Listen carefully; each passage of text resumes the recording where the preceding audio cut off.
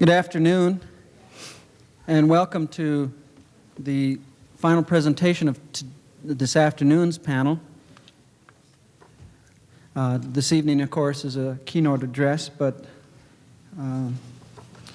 the topic for today, this panel discussion, is entitled Lewis and Clark and the Columbian Quincentenary. And my name is Walter Fleming. I'm the chair of the Montana Committee for the Humanities, and I'll be serving as the moderator for this panel discussion. We have two individuals who've consented to join me on the panel, although they may feel otherwise. To my immediate right is Jeannie Eater, who's a member of the Dakota Sioux Nation, born and raised at Fort Peck, on the Fort Peck Reservation. She is completing her doctoral work at the University of Washington at Pullman, and has been teaching American history at Western Montana College in Dillon. She's a member of the Montana Historical Society Board of Trustees and served, I believe, about 4 years ago on the Montana Committee for the Humanities. Some of you may remember her from the Nebraska meetings. She did a presentation called Wahine, Buffalo Bird Woman, at that set of programs.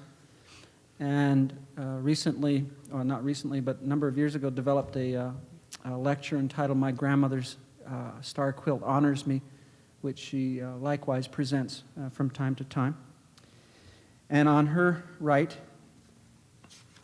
is Thompson Smith, or Tom, who is a consultant with the Flathead Culture Committee on the Flathead Reservation, where he's conducting research on tribal history.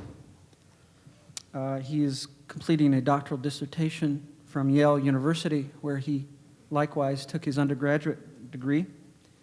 His dissertation is or his doctoral studies is in American history? There are in American history, or American studies. His dissertation is titled Coyote and Hydropower, Ecological Change and Cultural Resistance on the Flathead Reservation. If you've seen the film Place of Falling Waters, Mr. Smith and Roy Big Crane produced that film. It's been a well-received documentary film on Kerr Dam. So you have 3 ABDs sitting before you, and I don't know what that means, but be kind to us. We've heard today lectures from a number of eminent scholars on Lewis and Clark, and what you see today, or before you today, is perhaps maybe a diversion from those very scholarly talks. And we will take a little bit different format from the ordinary presentations which have been made. Firstly, we are sitting up here behind this nice protective barrier here, and we would like you to participate as much as you can by asking questions of the panelists, not at the end of the presentation, but during it. And so feel free to raise your hand and ask questions of individuals as we go along. I'll serve as moderator and attempt to catch the questions as they come up, but this is audience participation time. Don't be shy. At this point, I would probably tell a joke, except for one thing. I've been talking about the Columbus Quincentenary for about a year and a half, and so I have a whole stock of Columbus jokes. And before that, Custer was big, so I used to tell a lot of Custer jokes to open up such discussions. But try as I might, I could not think of any good Lewis and Clark jokes. They just don't seem to be out there. Gary Holthouse and I were trying to think of one. So Lewis turns to Clark and says, but there's nothing there. So I suppose we'll suspend from that general levity and talk about more serious things.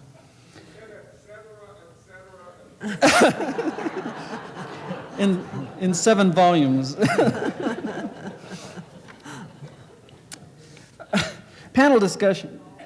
Lewis and Clark and the Columbian Quincentenary. Each of us, I think, has come here from a different place and time, and I'd like to ask each of the panelists to begin, the other two panelists to begin by relating their voyage to this place, to Missoula, and we'll start with Jeannie. Okay, thank you. Well, as Walter said, I'm a member of the Sioux Dakota tribe. One of those treacherous savages that Lewis and Clark were supposed to be wary of, so I want you to be wary. When I was a grad student at Washington State University, although I did want to go to University of Washington because it was in Seattle, I'm really at Washington State, and that's what the program says. But so I had up on my wall this picture of a fort, and in that fort was a huge arrow. And a soldier looking over the fort said, "I have good news. There's only one Indian."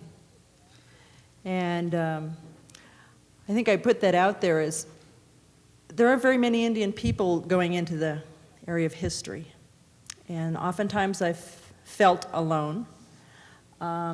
Oftentimes I'm the only Indian to present perhaps the Indian perspective. And I think that that's why I was invited to be here, was to kind of give an Indian perspective. I've been teaching in Native American Studies for about 10 years. And one of the things that I do with my students is I like to hit them really hard with the Indian culture and the Indian life. And the reason I do that, I tell them, is so that I can pull them as hard as I can, because I have to jerk them out of the white culture and mentality where they are. And so that if I hit you hard, it's because I want you to start thinking, to start asking questions, to begin to learn about the Indian culture. And I was raised by my grandparents on the Fort Peck Indian Reservation. That was, in the old ways, the traditional way that things were done.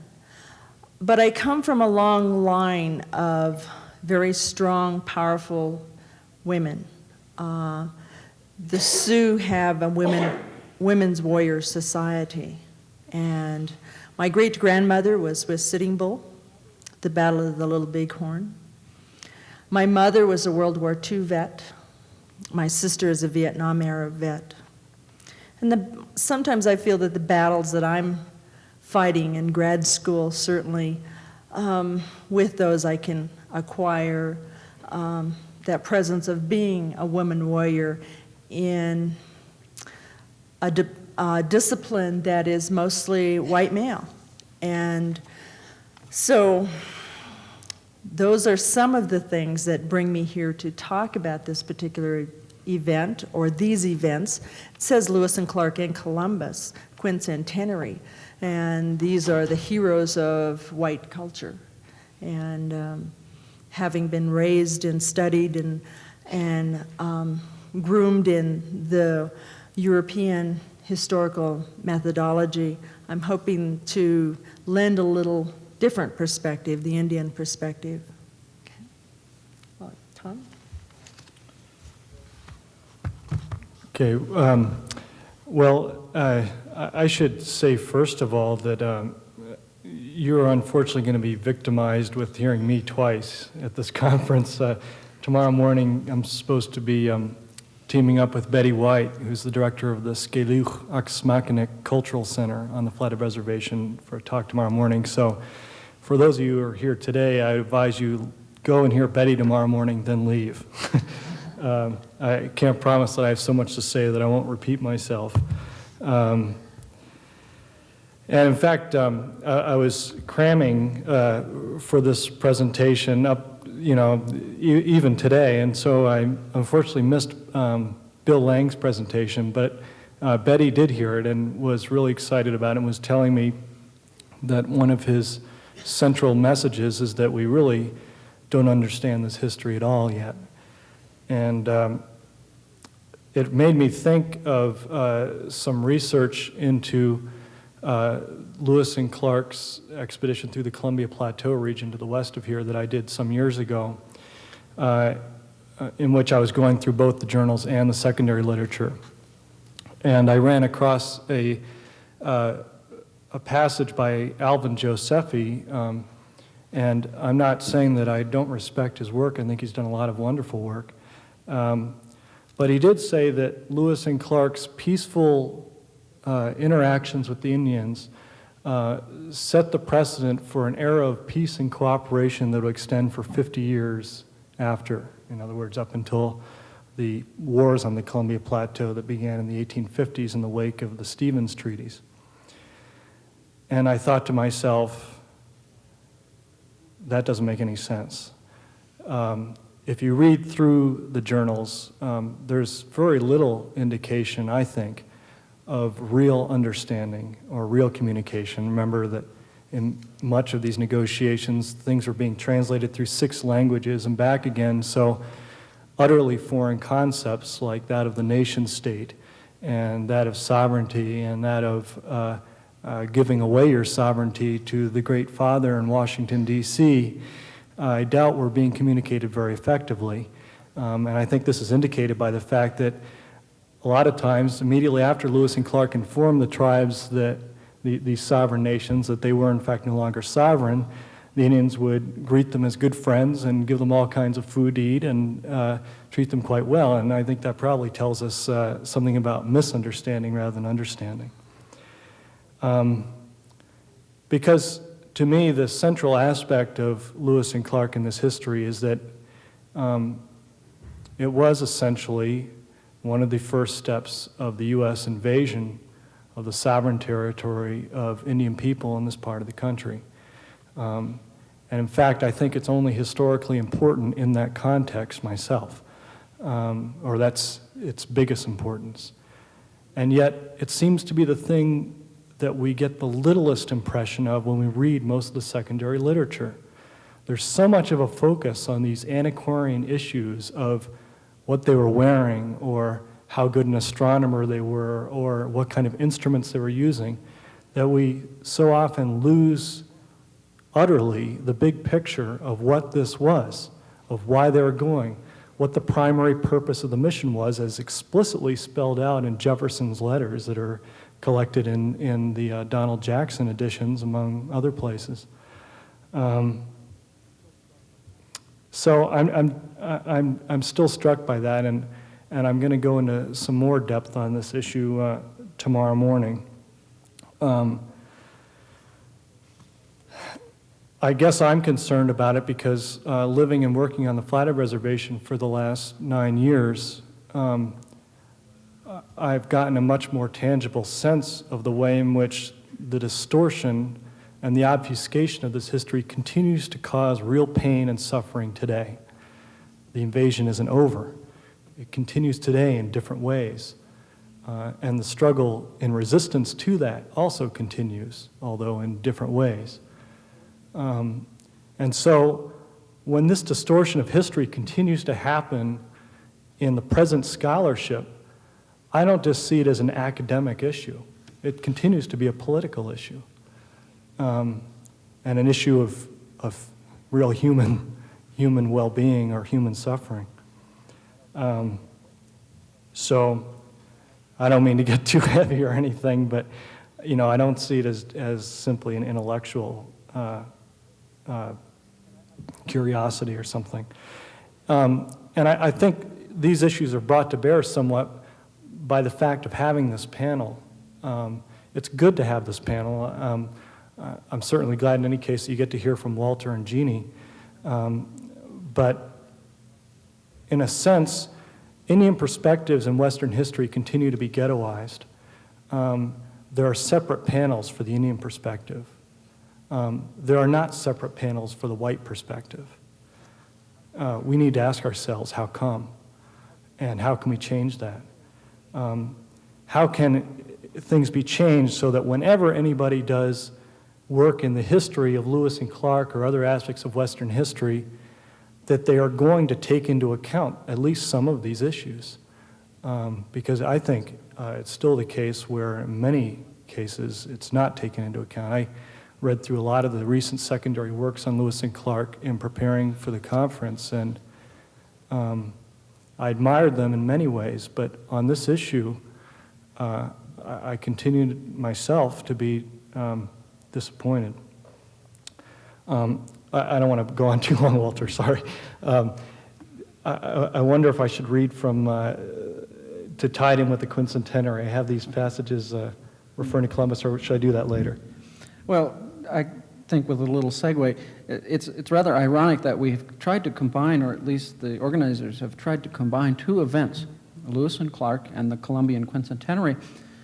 And I assume that the intent was that we have with the Columbian, with the 500th anniversary of the discovery of Columbus by Indians, we have that, that assumption that, we have these changes which have occurred because of that event, making a parallel to Lewis and Clark, as if that were, the Columbus experience of the West, that this event forever changed history, forever changed at least Montana's history. When you open up a book on Montana history, the first words out are when Columbus or when Lewis and Clark saw this valley or that valley.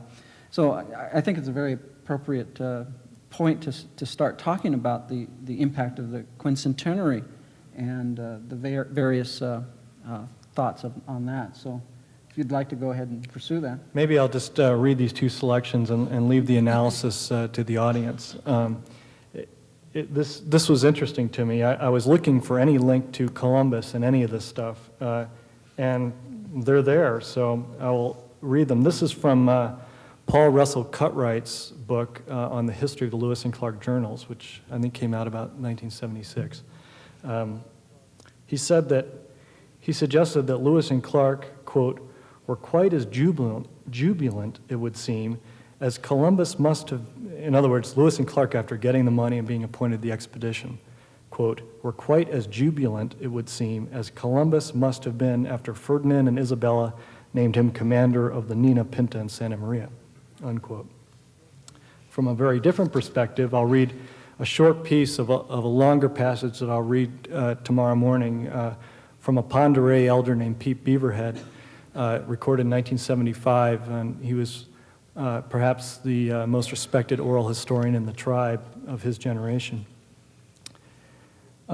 He's talking about, this is after he finishes talking about a passage that could be referring to the arrival of Lewis and Clark. He finishes that and he says, "From that time on, it became known that the whites had laws. Right then, when the white men were to come across the ocean for the first time, our land had already been sold by them to their government.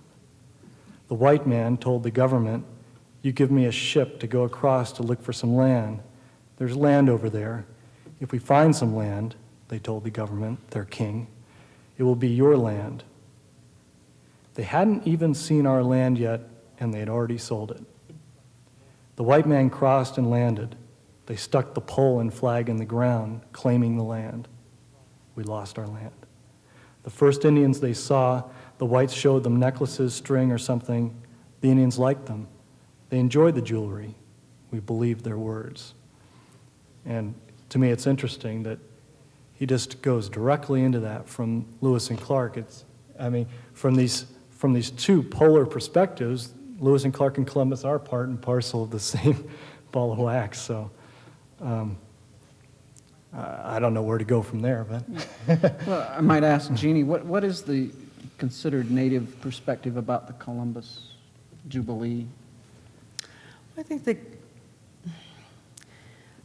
I've been asked to participate in a lot of events on October 12th. Some of the Indian people in Montana want a very positive celebration of the times that Indian and whites seem to get along, relate well together.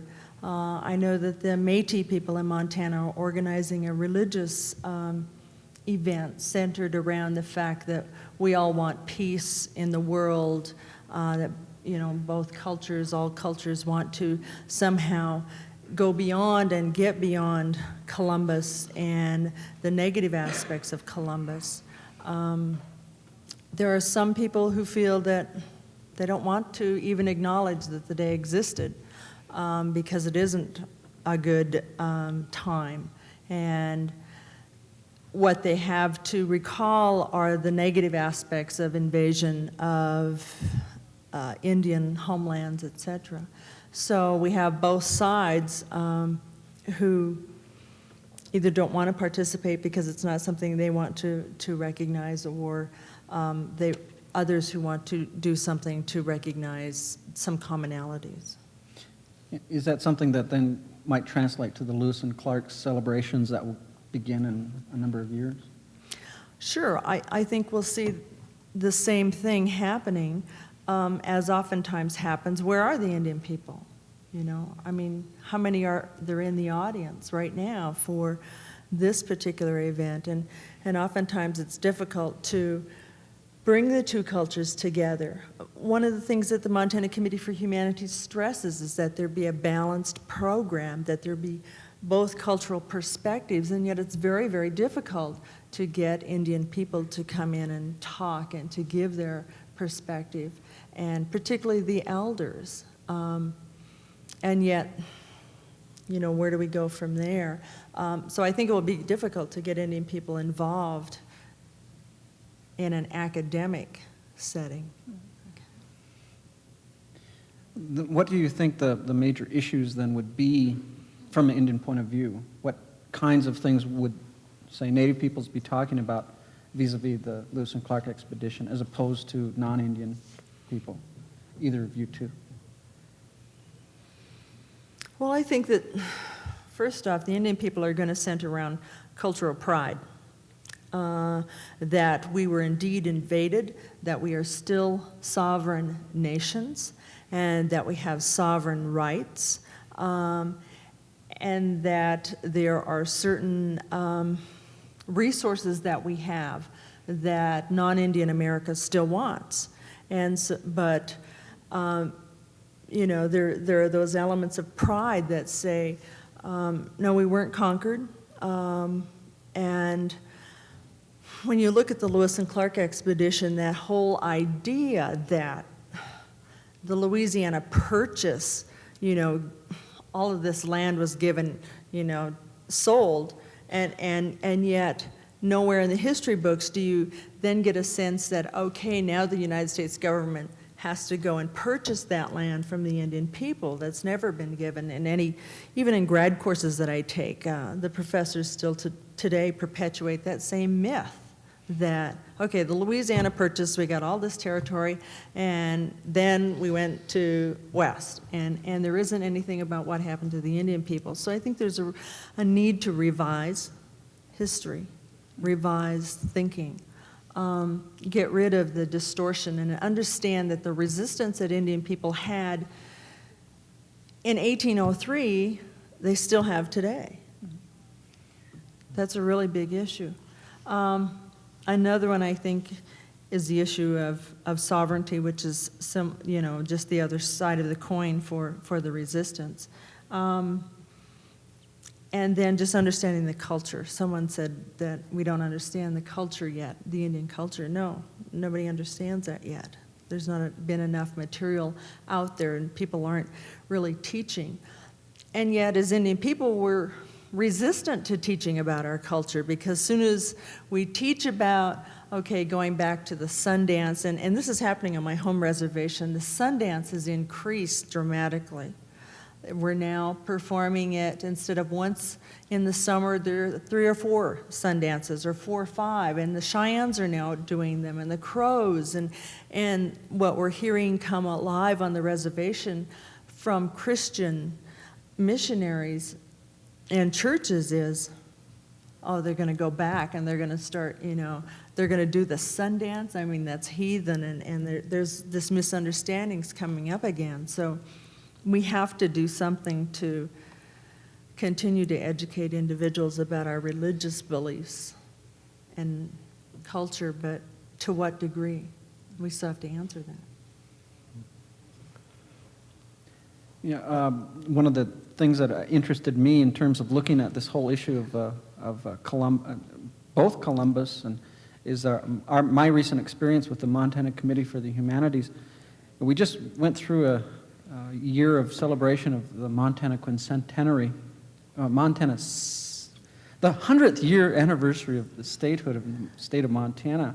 And we received a number of applications from a lot of different organizations who wanted to do things like rebuild historic communities and hold all kinds of celebrations which were really breast-thumping kinds of things about the past. But what Margaret Kingsland noticed as we were reviewing those applications, the ones that came from Indian people tended to look at the present and the future rather than looking at the past. And is this a the Quincentenary, I think, has been one of these opportunities. You think the Lewis and Clark expedition will be one of those other occasions like the Columbus to start to try to develop awareness of today and tomorrow rather than looking at the past? Unfortunately, I don't think so. I think we'll be looking at the past and celebrating that more than looking at the present and the future. One thing when I'm teaching students that I find is it's really hard for them to relate the past to the future. They can look at, well, when I use the term invasion of America coming from Jennings' book, they're uncomfortable with that. They start to understand it, but then they don't understand that we're doing, as a country, doing the same thing to other indigenous peoples throughout the world.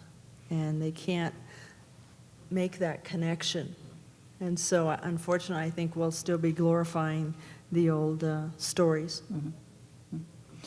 Now, Tom, the Flathead are perhaps unique in Montana in that there is actually an encounter with the Lewis and Clark expedition. That's not the case with the Assiniboine or the Sioux, who were up north hunting, as I recall. Mm-hmm. I guess the question is was it as important an event as white America seems to think of it from the Flathead point of view? Or if not, what were the more monumental invasions, to use that term, that would follow?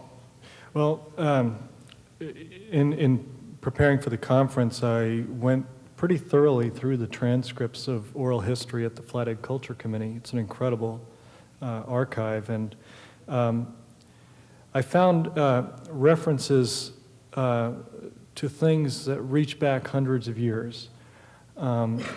The acquisition of the first donkey from the Shoshone, the acquisition of the first horse some decades later, the tales of the first smallpox epidemics, which also preceded, were at least as early as 1782, if there weren't earlier epidemics. There were stories of things that occurred around the time of Lewis and Clark, more or less, like the prophetic vision of Shining Shirt, that the black robes would in time come to the Flathead people. There were, of course, detailed recollections of things well after Lewis and Clark in the 19th century too, but nothing that, as far as I could tell, specifically is clearly, indisputably about Lewis and Clark. There are a couple different oral, Betty and I have kind of talked about this some, and I'm not sure what she's finally decided as to whether it's a clear description of Lewis and Clark or not, but there are a couple different oral accounts that we found, some in the archives of the Culture Committee, some which have been published, that sound like they're about Lewis and Clark in some ways, from comparing them with Clark's journals of the encounter. But in other ways, they sound like they're not. For instance, Pierre Pichette, Betty will be reading his account of the first encounter with whites tomorrow, which has been taken to be an account of the arrival of Lewis and Clark. The trouble is that in Joseph Whitehouse's journal, he talks about the Salish telling them that there are fur traders 6 days to the north, white people with beards that they've had several interactions with. So what I'm saying is that there's no clear story in the oral tradition of Lewis and Clark, and my sense is that that means that in themselves they aren't that important. The only sense in which they do have importance is in the context of this larger story of invasion and of the loss of the land. And to the extent that they fit into that pattern, they're important in the Salish historical universe. one thing that interests me is that there are several references to Columbus in the oral history corpus at the Culture Committee, and what they all key on is the act of claiming the land. And they're clearly referring to the arrogance of that act of sticking the pole in the ground and saying it's yours or it's your government's across the ocean. That's something that clearly is a matter of interest to these elder historians. But let's leave it there.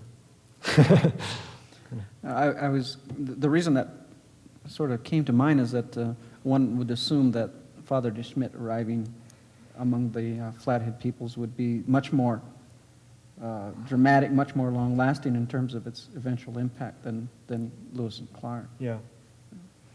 I'm not sure what the record is on that. Betty knows much better than I do.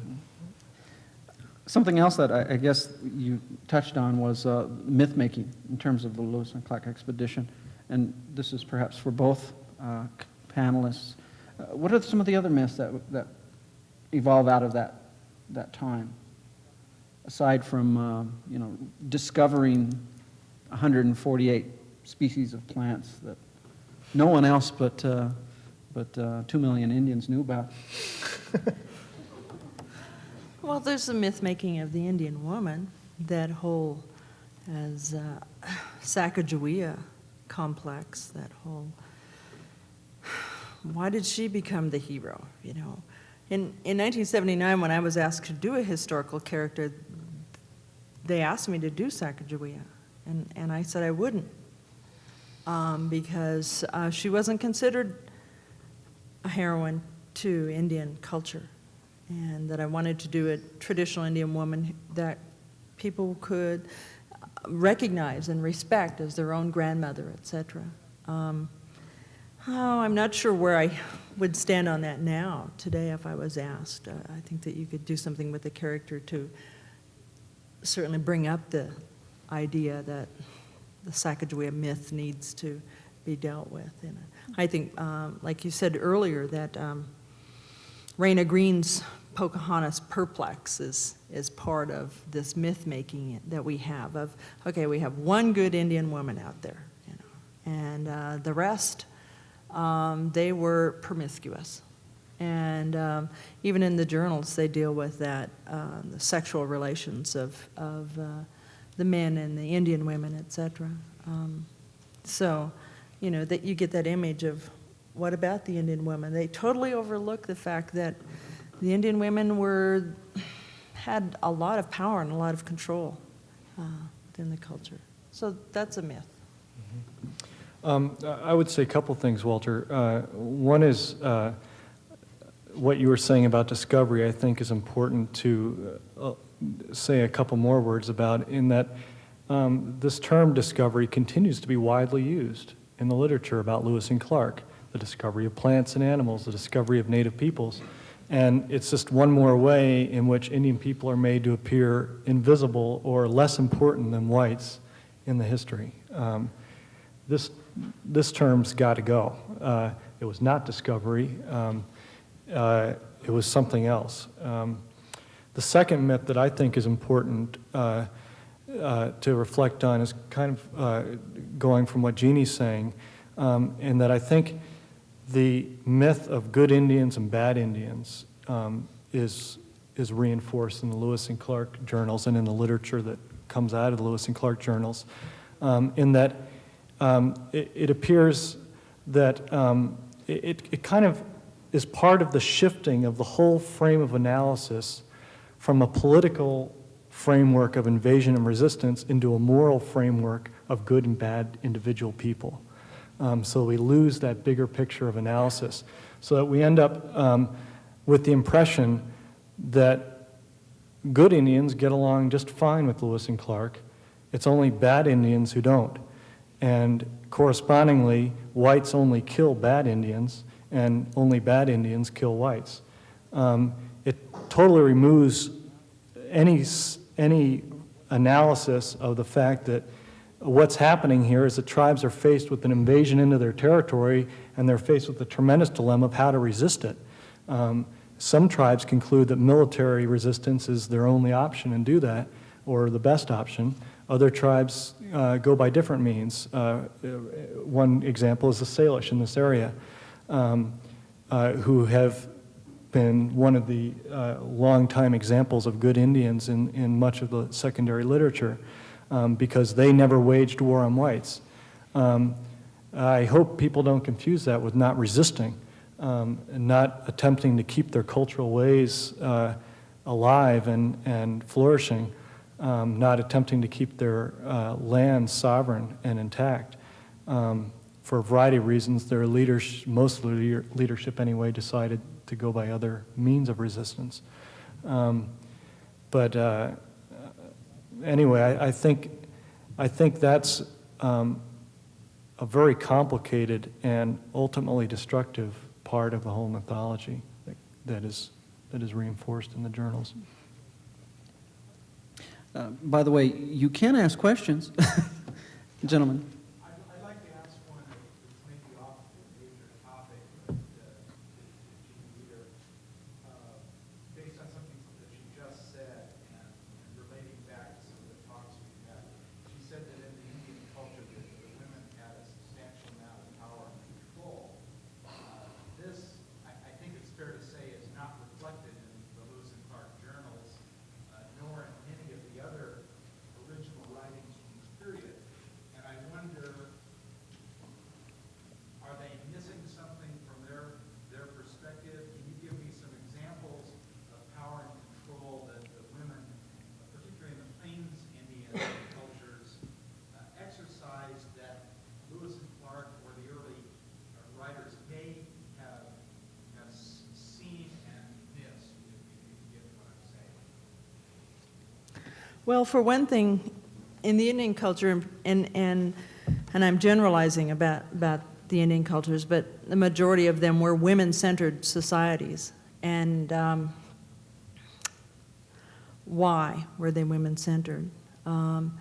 Agricultural tribes were centered around women's power. And in the cultures, there are men can talk about men's things and women can talk about women's things. So as a woman, I can tell you about the women's things, but I don't talk to a man about them. And most of the early history was written by men. And so therefore, white men aren't asking women about their power and where it comes from, and vice versa. So the women they're not going to volunteer that and say, oh, we've got a lot of power over here and I can tell you where it comes from. But the men aren't asking those questions, so the answers aren't being answered, you know. The answers aren't there. So an example would be, as an agricultural tribe,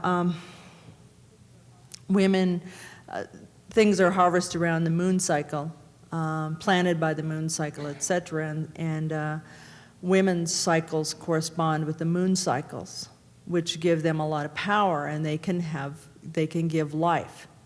As was explained by my grandfather, that's a gift that you have because you're a woman.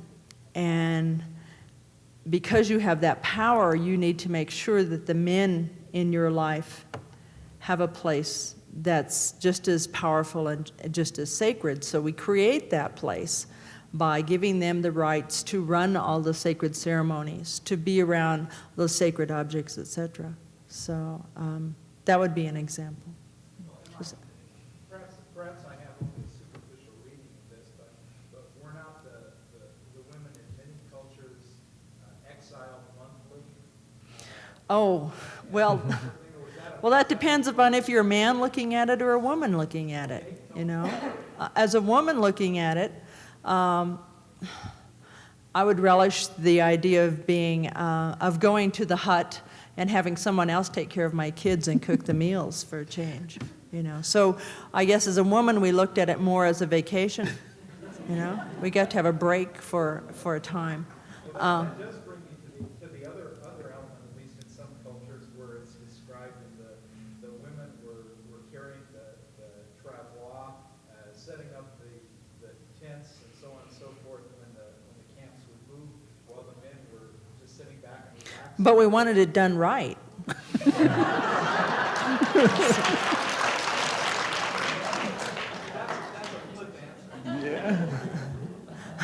And well, the lodges belonged to the women. The women built the lodges. They cared for the lodges, etc. So, and when they wanted to kick the man out, if he wasn't a very good provider, they just packed his bags and stuck it outside the door. And that's something that's still perpetuated today. You know, yeah. And the assumption that men were sitting around doing nothing is perhaps also erroneous. Yeah. Right, exactly. So there's two sides. Yeah, I think also some of the studies of economic anthropologists have shown that oftentimes men's work involves short, more intense bursts of energy. And so when they be in camp, a lot of times they would be, inclined to be taking it easy. Although it is a complicated issue to me too, partly because of an encounter I had with Agnes Vanderberg on this subject a few years ago. I've been reading the kind of debate on this issue, which continues in a lot of anthropology today. And so I went up to Agnes, who, for those of you who don't know, was a wonderful Salish woman who founded and for 15 or 17 years ran a cultural camp up Valley Creek on the reservation. And I had the good fortune to get to know her a little bit. And she passed away 3 years ago. And anyway, I went up to her camp one time and I said, Agnes, a lot of these old anthropology works from the 19th century and stuff say that men just sat around in camp and women did all the work. And she turned to me and said, well, that's true. So, women's perspective. They wanted it done right. You don't argue with Agnes. No. I was wondering, how come in North Dakota we say Sakakawea, and we spell it differently because we have our lake, Sakakawea, and I noticed you're Dakota. Well, I'm Dakota, but Hidatsa and Crow, I'm also an adopted member of the Crow tribe, but that's the way they pronounce it in their own language, Sakakawea. Yeah. That's the way you say it in Hidatsa, and that's, no, that's the way you say it in Hidatsa or Crow, Sakakawea. Mm-hmm. Sure. And the suffix wea or wea is a common one, which means Woman. woman. So, yeah. We have. Well, I just wanted to go back to this issue about women, and that I think one of the reasons that Lewis and Clark didn't recognize that Indian women had power is that early 19th century men didn't recognize that white women had power, because in American society at that time, the expectations of white women is that they married women couldn't own property, they couldn't claim their own wages, they couldn't make contracts. So the cultural baggage that Lewis and Clark brought with them is that women were powerless in the society that they lived in. So apart from all the reasons that Jean gave, their own mental map that we've talked a lot about here, they weren't going to see that. And if they saw it, they weren't going to understand it. Sure, which is why I was asking for examples that might have been apparent had they had the eyes to see them. Correct. I have a question way up on top. If the Europeans or Asians or Africans had never come to this continent, could you speculate what life would be like today in terms of relative material well-being and other areas? Well, we probably wouldn't have the pollution problems that we have right now. But we also wouldn't have the luxuries of some of the items that I don't think as a woman I'd want to give up to go back to that particular. I mean, one of the things I like to do is work on hides, and I'm learning to tan my own hides, and it is a tremendous amount of work. And I wouldn't want to go back to that particular lifestyle, but we'd still be having to make our own clothing and not have the technology for cars, perhaps, and Presumably, you wouldn't have to go back to that lifestyle because there would have been progress without the invasion. well,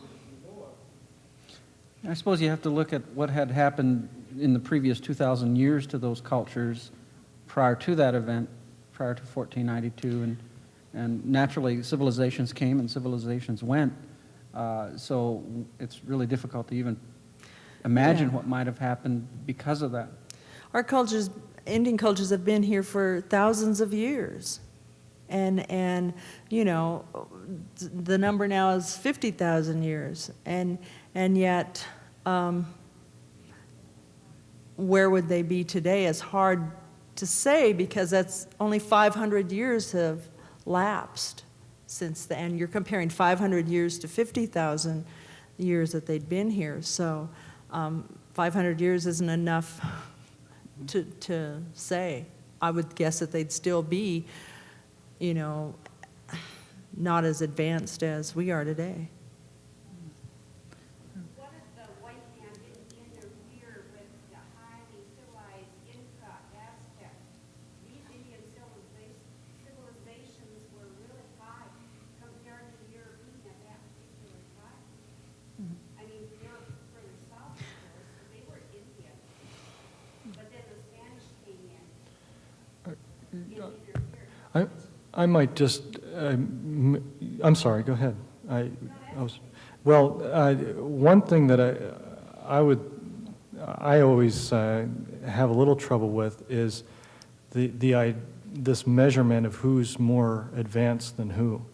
There are a lot of problems in that, and it's always loaded with cultural assumptions. By and large, European accounts basically said the more like us that they are, the more advanced they are. So the Aztecs had one of the most centralized forms of society in Indian America, one of the most urban, and therefore the Europeans decided that was among the most advanced. But I'm not sure myself if I agree with that. Also, a lot of times measurements of how advanced a culture is go solely on the basis of how mechanized their technology is, how industrialized their technology is. And that might be advanced in that sense, but it almost always entails being much more primitive in other areas, if you want to use these words. For instance, you know, to produce an industrialized society, all the materials that we're surrounded with here, this microphone, does that require an oppressive social organization of hierarchy where some are on top and many are on the bottom?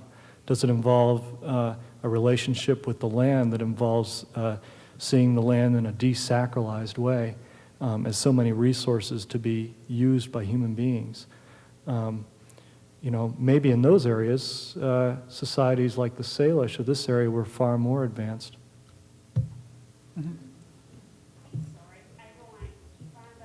You're the only one I can see, so keep going. I was thinking about European history, how the American native, you know, when you think about the Roman Empire, I mean, they took over areas where people of different cultures, they surrounded that Mediterranean area. They even went up in the British Isles where there are other ethnic groups.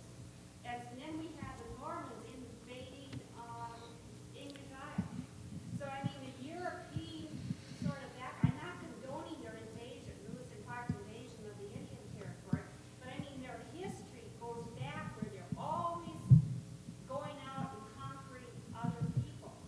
The Romans, the Germanic tribes, and so forth. So that you over here, they just continue the whole thing. Just over, I mean, it sounds, but over in Europe, they're still having problems. And I mean, we can't go back, but I thought, well, can't we work together? Well, I think that Indian people realize that civilizations reach a point where they have more social difficulties than technology can handle. And I think that we're reaching that point as well, that we're having more social difficulties than technology can handle. I had a question from that side. I was very interested in Jimmy Dieter's statement about the Métis peoples here and the possibility they're celebrating Columbus Day with a different kind of interpretation. And my question is, when you look at the traditional framework of history, and what Jennings called a hand of conquest, and then you look at the revisionist framework of history where the conquerors become invaders. The question is, is there a hope for a neo-revisionist view here where maybe we can get beyond the push-pull of the nomenclature of conquerors or invaders onto something that could provide a little more positive future for both sides? Well, I wish we could get beyond it. But I'm not sure that, I don't know what's happening with the young people that we have today. I mean, in some ways I feel that my students have gone backwards in time, and that I'm still faced with the same racist attitudes in the classroom. I'm still hearing, the Indians were conquered, and Indian women are subservient. I mean, so I can't see that we've made a significant amount of progress, at least in the years that I've been teaching. Yeah, I would also add to what Jeannie's saying with, I think the title of this conference is an attempt in that direction, American Encounters. The word encounters is very neutral kind of term. There's a big exhibit about the Jesuit missionary experience with Indian people that's coming out this year called Sacred Encounters. Is it this year, Betty, or next year? Next year. Next year, I guess. And I actually have some trouble with that because I don't think it's very accurate. When you talk about an encounter, it's almost the image of there being a neutral meeting space, like a conference room, and these parties come in the doors from either end and sit at the table and have their encounter. But that's not what was happening. I think it's important to not lose sight of the fact, which is constantly being lost sight of, that non-Indians were moving into Indian territory and not the other way around. And we need to ask, how come? I'm not sure that these kinds of neutralist terms are good unless they are historically accurate. And in this case, I think it's a little bit distorting.